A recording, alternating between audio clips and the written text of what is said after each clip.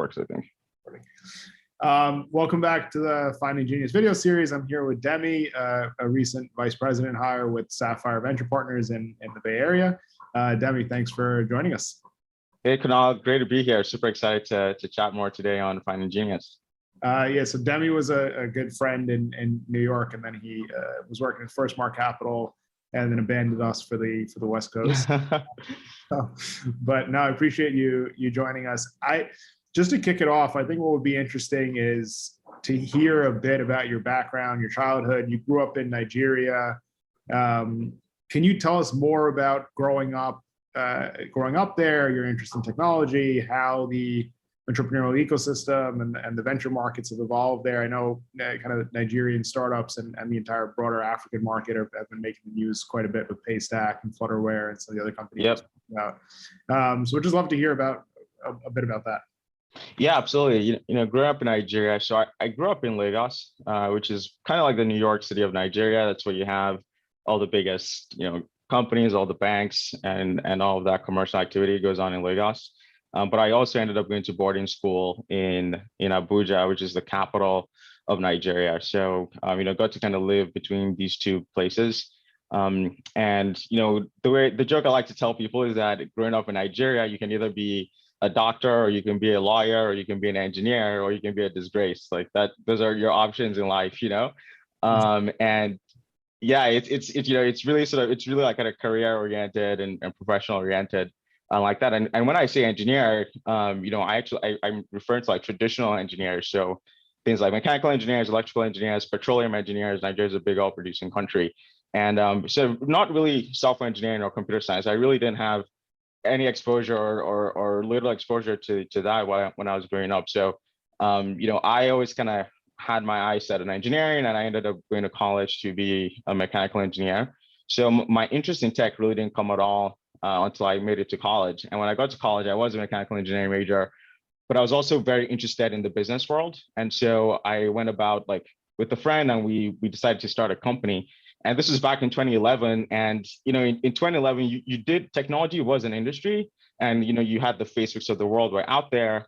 But then we were going to school in Baltimore. So I went to Johns Hopkins in Baltimore, very, very far away from Silicon Valley. And so even then, even in 2011, we weren't thinking of technology companies. Our heroes back then were people like Howard Schultz at Starbucks, or Jane Park at Julep, or Ron Graves at Pinkberry. So there were all these kind of retail and CPG entrepreneurs that were really the folks that we looked up to. So my friend and I went about starting a retail company in the chocolate space, and we had a retail store about 30 minutes away from campus that we had rented out, and then we also had a website. And it's interesting to think about e-commerce back in 2011 versus today, because in 2011 Shopify was around. So Shopify was founded maybe in 2006. And Stripe had been founded maybe in 2010, so just a year before 2011. So for e-commerce in 2011, we were actually building on Magento and working with something called Authorize.net. So very, very janky, very, very tough e-commerce setup. So it's interesting to see just how technology has evolved over the course of 10 years. And today you can set up a Shopify store and you have payments built in and all of that. So it was through the experience of starting that company that I ended up pitching the dorm room fund down at UPenn. And that was my first introduction to venture capital. I was blown away by the fact that there was a group of students that had been funded by first round capital, and they were able to make investment decisions and invest in student-backed companies. And so that actually led me to start a similar type of organization called A-Level Capital in 2015. And the purpose of A-Level Capital was to focus on investing in the Johns Hopkins alumni community. And ultimately, through the process of starting A-Level Capital, I ended up coming to the Bay Area for the first time in 2015. And once you make that journey from somewhere on the East Coast to the Bay, you're inevitably going to get hooked on technology. So that was really how I made my kind of way.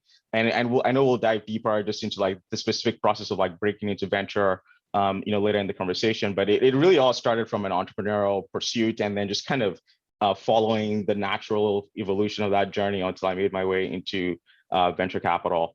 And what you were mentioning, Howard Schultz and kind of the other founders that you all were looking up to back in 2011, 2012, in Nigeria, were there tech entrepreneurs that, as growing up, the generation is sort of looking up to, or was this the first breed that we're seeing now of companies? 100%. I mean, I think, I was just thinking about the evolution, and it really does feel like a case of everyone today is standing on the shoulders of giants that were building companies 10 years ago and had nothing. They had nothing in the way of venture capital. They had nothing in the way of Stripe or AWS or any of these things that people have today. And from my perspective, I'll probably talk about this from 2010, and this is very much through my lens as someone who was living in the US, but going to Nigeria back and forth and observing the ecosystem. And a lot of this is also very specific to Nigeria versus other parts of Africa, because the eastern part of Africa is also a big technology ecosystem, and Kenya definitely has its own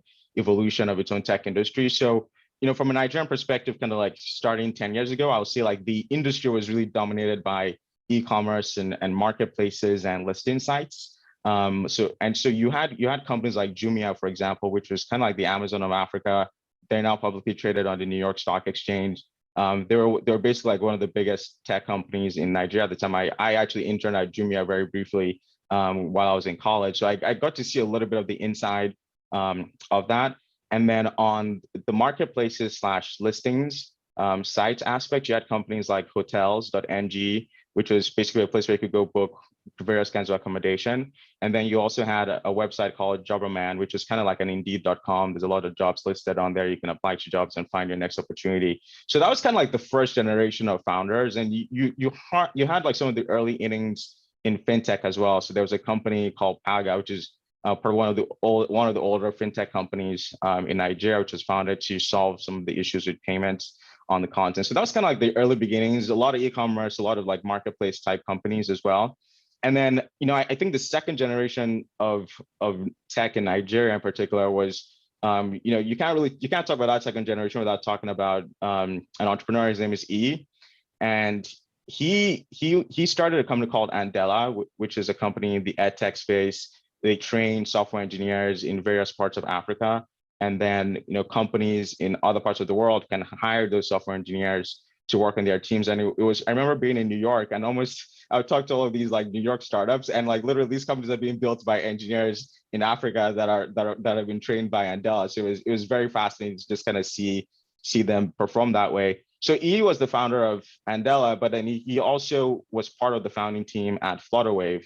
And so, I think his story is definitely very central to the second generation, because Flutterwave ultimately, of course, became a very successful company, just raised $170 million and at over $1 billion valuation, which is amazing to see. And I think the second generation was also very much marked by YC and 500 startups starting to like like Michael Siebel came to Nigeria, like folks on 500 startups came to Nigeria, and they visited other African countries as well, and like they started to kind of build that awareness of YC. And I think today, like almost every single batch has like a couple of companies from Africa as a result. And I think the second generation was also kind of maybe marked or maybe kind of closed in a way by the acquisition of PayStack by Stripe last year. So that's kind of like where things start to kind of mushroom up and bubble up a little bit. And then I think today we're kind of like in that third generation where it feels like there's just an explosion of startups in Africa, because one, like I mentioned before, almost every single batch of YC has like 3 or 4 founders from Africa inside of it.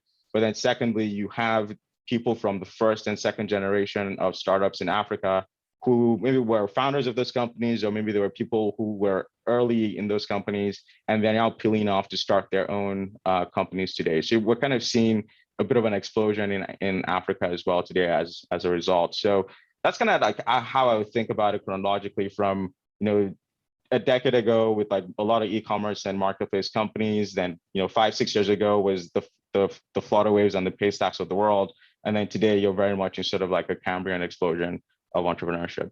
That's really interesting. You must be a role model for a lot of younger people in Nigeria, students and things that want to join venture capital in the Bay Area, that you've done it. But so when you're looking at funding in Nigeria or Africa, or kind of just the broader international landscape as you're spending time there, are there, you said 500 startups and Y Combinator moved over to Nigeria as well.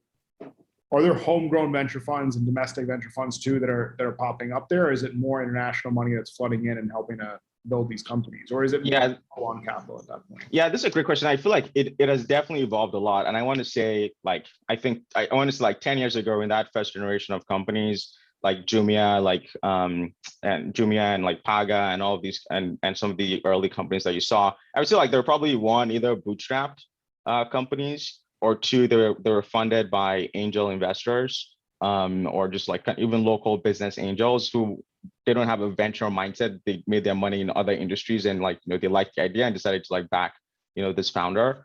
And then there was also an era where you had organizations like Omidyar like being very, very active on the continent and funding a lot of opportunities in Edtech, for example, and in financial services too. And then you did start to have like traditional venture firms emerge. And I would say in Nigeria, there was a guy, Agosa, he used to work at Intel Capital, and he ended up starting a fund called Echo VC, that I would say is probably one of the most well-known Pan-African like venture funds. And then there's also several others that are on the continent today, like CRE Ventures in South Africa, and 4DX and Golden Palm, and so on and so forth. So there's quite a few local VC firms. I think when we got to 2018, there was sort of like a watershed moment because Partech, the European venture/investing organization, they actually set up an Africa-focused fund. And I think that's where there was a lot of just fanfare and press around it. This is one of the first Western venture firms or investment firms to actually set up an Africa-dedicated arm. And since then, of course, like I mentioned before, YC-founded startups have been very active on the continent, kind of seeding a lot of companies. And I was just looking at a report. It said that last year there was about $1.5 billion in venture capital funding in Africa, which actually was a dip from the prior year because of COVID. So there was a dip in total funding, but then there was an overall increase in the number of deals. So I think it continues to show that the ecosystem is evolving, and I think over time, you're going to see more and more players kind of enter the continent. I'd say there's also been like a bit of influx of money from Asia too. Like there's several Asian funds that are active in Africa from both China and Japan as well. Wow, it sounds like the space is really heating up. And when you were mentioning PayStack and some of the other companies, Edtech emerged as a big focus area and sector there.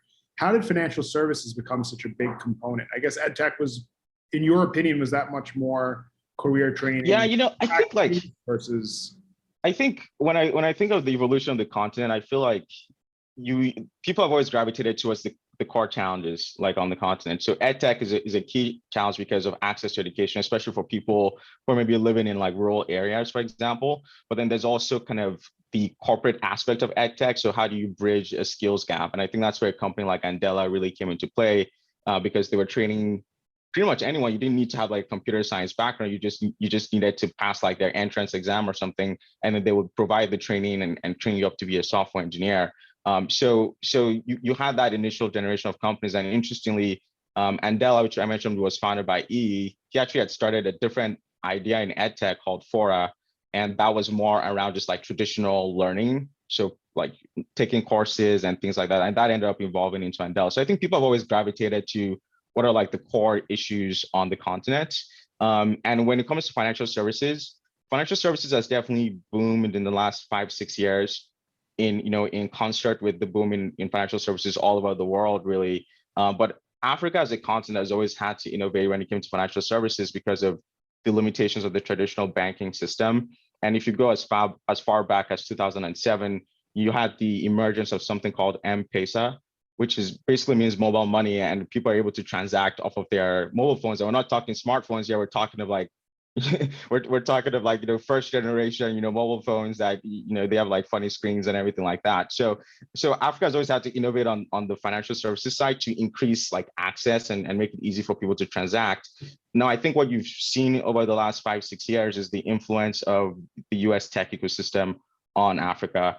And so when you look at companies like Flutterwave and PayStack, these companies are probably influenced in some way by the success of Stripe, which was founded in 2010. Flutterwave and PayStack were founded in like 2015, 2016-ish. And then you've also had, the emergence of like peer-to-peer payments companies like Paga that I mentioned before, but also like Chipper Cash as well. And these companies are probably influenced in some way by like the Vemos and like the PayPals of the world. And then, there's three or four different like stock trading apps, like, on the continent. All those guys are influenced by the success of like Robinhood, in the US. Same thing with like neobanks. There's a lot of like savings apps on the continent. Those guys are influenced by Chime and Monzo and Revolut.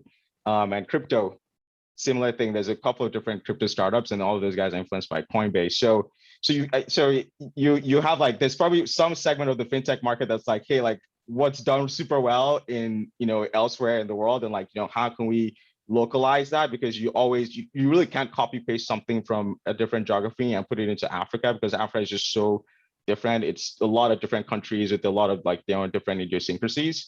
So you have local entrepreneurs who like are able to adapt things that are successful elsewhere to the realities in Africa. But then you also have like a separate aspect of the market that is really focused on like solutions that are focused on problems that are like indigenous, like unique to Africa itself. So that's fintech. And I think same thing, at some point transportation startups were really hot as well. Why? Because Uber and Lyft were like the biggest were like the companies of the day. And so people, were localizing those solutions, and maybe it wasn't necessarily cars, but people would like do things like motorcycles or bikes or whatever the case might be, whatever the popular mode of transportation is in that particular geography. So you have a little bit of like, what's doing well elsewhere, kind of, then being adapted to Africa as well. That's really interesting. And so since it's named Finding Genius and it's based off the book where I was asking different VCs, like, how do you describe genius when you're talking to the founders? And I asked that to your old partners at Firstmark. I mean, that answer is it's in the bubble of the US for the most part, for all the partners that I spoke with. But when you think about genius and I know you're focused on the US market, so we'll get there in a second, but when you think about genius in the African context, do you think it's defined the same way? Is there still that, I mean, the way people defined it here was a tolerance for risk and an overconfidence to actually go and actually build something and believe in yourself to do that. Are those traits that you see embedded in the culture in Nigeria as well? Or is that something that's coming there? Or is there something that completely sets them apart with successful entrepreneurs over there that might be a bit different? Yeah, I think there's definitely similarities. I almost feel that it's more so in Africa. Like, I think to start a company, in Nigeria, it's not as, first of all, it's much easier to start a company in the US than in Nigeria. So to start a business in Nigeria, like you really have to have like a certain level of like grit and tolerance and just like hustle to push through the bureaucracy and the process and like the inefficiency of everything to get your company off the ground. And then you're challenged by lack of capital. So now you're going around, you're talking to the few venture firms that are, in Nigeria, in Lagos, you're trying to raise capital from these folks. You're talking to angels, but like angels don't really understand technology. They made their money in like oil and banking and things like that. They're used to like more traditional types of business models. So then you're going through the struggle of raising money, and then you enter the struggle of like recruiting talent. Like, this isn't a place where you can go pull some guy from Google or Tesla or like SpaceX or whatever. Like that doesn't exist. So I think I would say like for Africa, there's an even higher, or at least Nigeria, there's an even higher level of just like grit and hustle that you need to have to get your business off the ground, because in many ways, like everything is kind of working against you, and you really have to push through to realize like the business and like the dreams that you have for that particular company. So I think it is quite similar.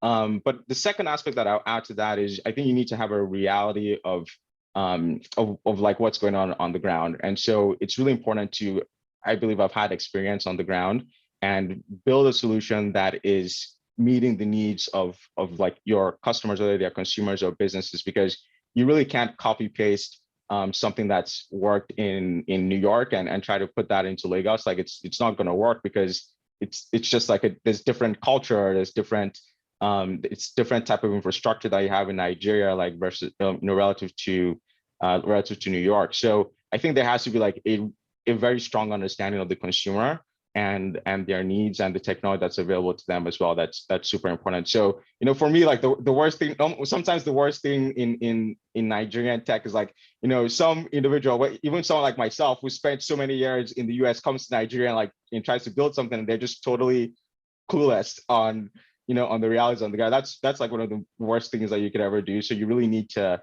have that local knowledge. That's interesting.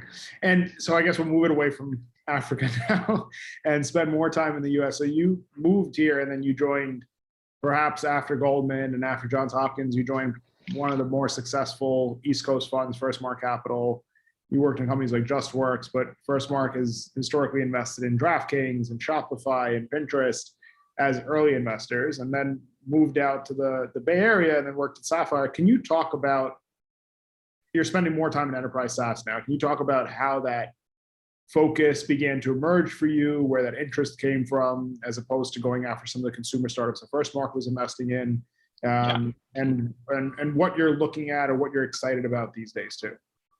Yeah, absolutely. You know, my journey to venture, I think even when I just wind back as well, because I started my career in investment banking, the whole journey has definitely involved a lot of just kind of like banging the pavement and also just persistence. Because I went to Johns Hopkins, which is not a target school, you know, for the financial services industry, and I was also a mechanical engineering major.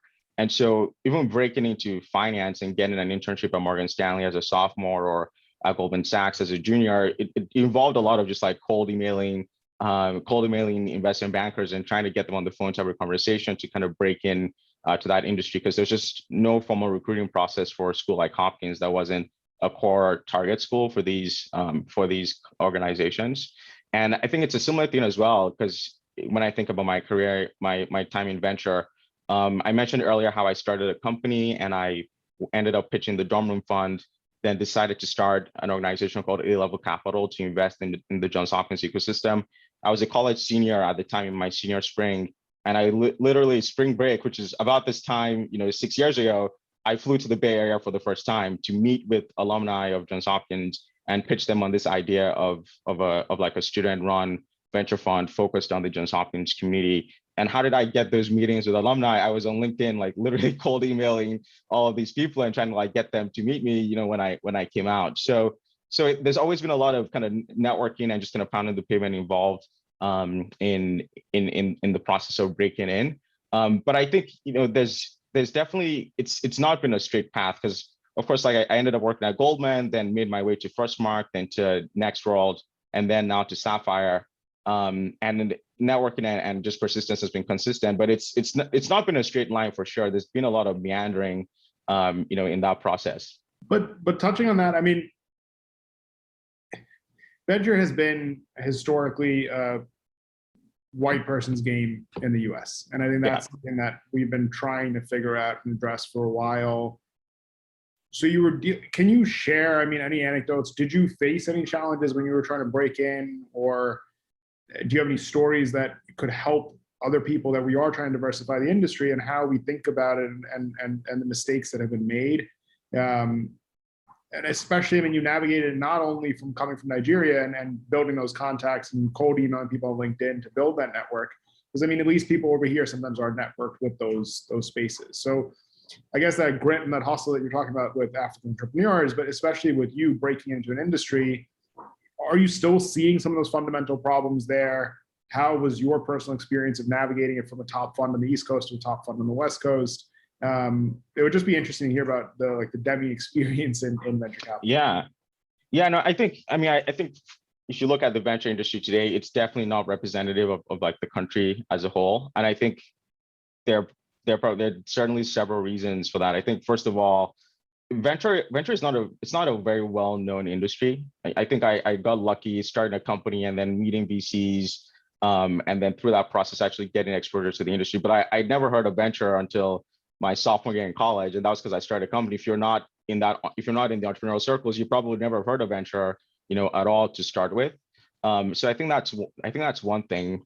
And then I think secondly, the industry has tended to be insular, right? So people, you know, there's of course like existing people in the industry, and they're pulling from their networks when they're trying to recruit. So, you know, someone went to Stanford, they're pulling in someone that also went to Stanford to, you know, to come join them. So went to Harvard or Penn or whatever the case might be, they're pulling people from, you know, their immediate network to join them in these companies.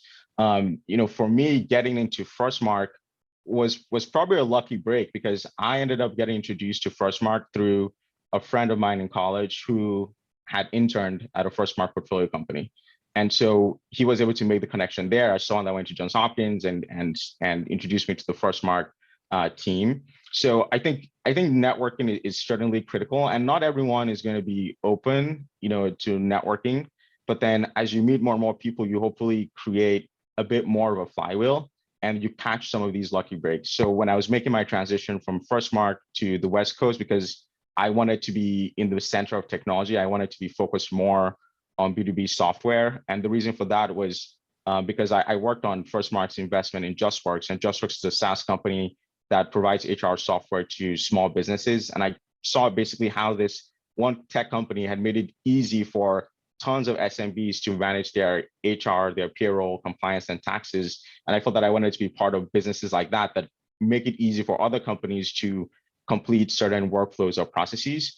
So in the process of trying to make that move from Firstmark to to the West Coast, I was reaching out to a lot of different venture capitalists that I admired, here on the West Coast. I reached out to people that had like Greylock and IVP and NEA and Sequoia and all these different firms. And when I reached out, I invested a lot of my own time to make sure that I actually had a sense for who the person was. So I read like blog posts that they had written. I listened to podcasts that they had done on 20-minute VC. I really tried to like personalize that email that I sent to them. And you're not going to hear back from everybody, but you're going to hear back from some people. And from there, you can start to bootstrap a network. So I think for me, this advantage was just coming from Nigeria and like coming from really a non-tech background, not coming from like a target select or anything like that, was trying to like bootstrap, a network. And you sometimes you can get lucky by just being in the right place at the right time. Like, I remember 2015, I came to the Bay Area. Like, you get to meet a lot of different people through that, but also sometimes you can figure out like who you really want to get in touch with, and then try to connect with those folks directly as well. So it's not the easy path at all. Like, I'll definitely say that. Like, even making the transition from a firm in the Bay Area last year to Sapphire right now, that was a meandering path that took 3 quarters, like literally 9 months of 2020, was spent like speaking with different people in the industry and trying to navigate that, path to Sapphire. So it's never easy, I think, in general in venture, but at certain points you will catch a lucky break because of all the work that you've been putting into the process. That's helpful, and I'm sure a lot of people will learn from that. So you mentioned Vertical SaaS quite a bit, and JustWorks. Can you talk about some of the frameworks that you use when you're evaluating an opportunity? And I mean, maybe it's one of the investments that you've made, but how should a junior VC who's looking to learn from you, looking at a vertical SaaS company, and a founder who is building one now, think about some of the important metrics, think about selling into enterprises, thinking about building out their pipeline, and both sides being evaluated from different angles? Could you talk about that and some of the areas in vertical SaaS that you're excited about now?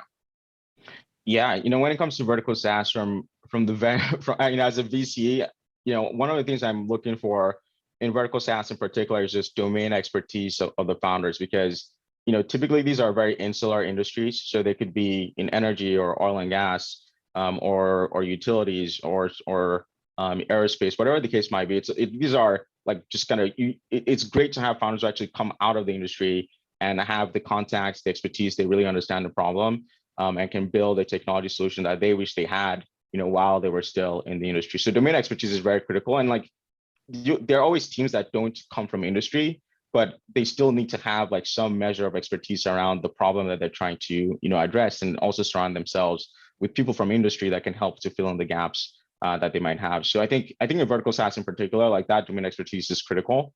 The second piece is the TAM, or the total addressable market, that the founder is targeting with the company they're building. And TAM is the classic question, and also a very classic trap when it comes to investing, especially in vertical software, because by definition you're targeting only a sliver of the broader economy that horizontal software companies are targeting. And so it's important to ensure that TAM is large enough to be attractive for venture capitalists who are looking for companies that can get to the hundreds, 200s, 300s of millions of dollars in ARR. So that's the second kind of thing that I focus on. And then I also consider things like opportunities to increase the TAM from the current starting point. And this is where the SaaS plus fintech trend, is heating up rapidly because people are seeing opportunities to not only build software, but also capture payments or loans or other fintech services like that on top of their existing software products. And then I would say like another critical aspect is just some kind of path to market leadership. Because when you look like, because the markets are smaller, you need to own a bigger piece of the pie than in the horizontal SaaS category, where a small sliver of like a huge market can still lead to a large company. Typically in vertical SaaS, you need to be that market leader, and which could mean you're emerging into a greenfield area, or it could also mean that you're basically toppling like an existing incumbent that's a legacy provider in that category, and just isn't meeting the needs of customers at that point in time. So these are kind of various things that I look for when I'm looking at companies in vertical SaaS. That's helpful. So what are some of the, I guess, maybe some of the companies or founders, both in the US and in Nigeria, that you're excited about right now that people should know about? Yeah, in vertical SaaS, so one of the companies that I'm really excited about is a company called Encamp. And Encamp is software for environmental health and services professionals. So basically they're these individuals who work at various companies, whether it could be in commerce, it could be in logistics, any company that has any types of like assets or deals with like any types of hazardous materials. And they need to file reports every single year with the EPA. And Encamp is software. They literally call themselves like the TurboTax for EHS professionals. So you can put in all your data and information, and then Encamp can generate the reports and also file them and also make the payments that you need to make to the EPA as well. So really excited about what they're doing. And the founder is based here in the US in Indiana. And when I look at Africa, one of the companies that I'm involved with, I'm actually a small angel investor in this company called Helium Health. And they're basically building like an EMR for Africa and other emerging markets. And I met the founder probably back in maybe 2017, 2018, and I was just super excited about what he was building. Why? Because when I was growing up in Nigeria, I'd go see the pediatrician or like the doctor, and they would have like a physical file of like handwritten notes that they had been taken on all of the different like visits I'd been making to the hospital. And unfortunately for me, my pediatrician, like he passed away like some years ago, and I didn't even bother to ask my parents where my medical files, because I just don't think she can recover those files. I don't think they can be found. So I'm super excited about what Helium Health is building, because they're helping to digitize the medical records of so many patients and so many consumers. And then on top of that, like almost all vertical SaaS companies, they're finding opportunities to expand from that initial entry point to being much more than an EMR. They're also becoming like just the full operating system for these hospitals. So now hospitals can manage their financials inside of Helium Health. They can also take out loans based on the revenues that they're generating that Helium Health has access to and can see. And so Helium Health in that way is becoming like a full-blown, not only EMR, but probably like more like an ERP almost for healthcare providers on the continent. That's really interesting. So I guess we're almost out of time, but just the last question, given kind of where our conversation's headed, but in 5-10 years, where do you see yourself? Is it as a partner you will be a partner, is it a partner in a US fund kind of managing a large book of business here and building it, or do you intend to go back to Nigeria and build out some of the venture ecosystem there? Yeah, if I were to like literally just write the future, I would love to do a mix of both. I want to continue, I want to be a partner here out of fund in the US. The ecosystem here is very mature, and so you're able to attract the capital and the funds that you need to invest in the best companies. But I would certainly want the ability and the flexibility to invest in African companies as well, because that ecosystem is exploding. I mean, Flutterwave just got valued at over $1 billion. Chipper Cash raised about maybe $25 million or so last year from Ribbit Capital. There's another, Chipper Cash is like a peer-to-peer payments company. There's another company called Kuda, and they're basically like a neobank, and they just raised 25 million from Valar Ventures. So, and I have friends at startups in like Kenya and in other parts of the continent as well that are building companies that eventually will get to a stage where it's attractive and the risk profile makes sense for a US fund like Sapphire. So, if I'm to write the future, I definitely want to continue to had the opportunity to invest in US startups, because I think there's a lot of stuff you can learn here that is also transferable to African startups. But I want that flexibility to participate in the upside of what's going on in the continent today. So that'll be a great mix, I think, and a great opportunity. We'll follow along. Demi, thank you so much. This was really great. I appreciate the time. Yeah, thanks a lot, Kunal. Thanks. It was great to chat with you and with the rest of the Fine Engineers audience, and looking forward to staying in touch. Perfect. Thank you. Thanks.